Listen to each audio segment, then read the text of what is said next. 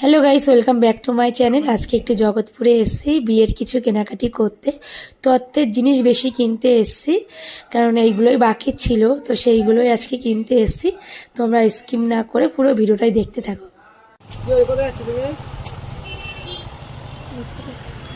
আর দাও ওই দুটো প্লাস, মানে বললাম না ওই তো এখানে রেখে দিচ্ছি। হ্যাঁ হ্যাঁ, 17 টেরে গুনে নে। হ্যাঁ এই যে চল দে। হ্যাঁ গুনে নিয়ে দেখে নি একবার। পুরোটা মনে হয়, পুরোটা না, শুনে দেখ পুরোটা কিনা। পুরোটাই তাহলে নিয়ে আয়, একটু বসিয়ে দিতে বলছি।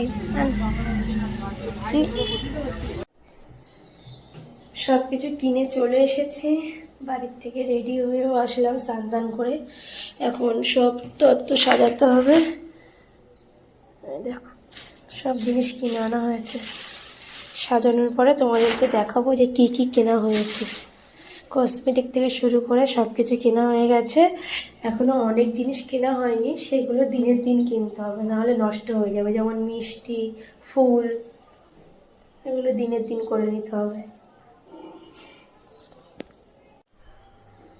তাহলে এবার তত্ত্বগুলো সাজানো যাক। এই ডেকোরেশন করা শুরু হয়ে গেছে, দেখো ফাল্গুনি আর আমি মিলে করছি। একটু পরে আমার বাবা চলে আসবে, আর মাও চলে আসবে। আর মা দেখে গেল।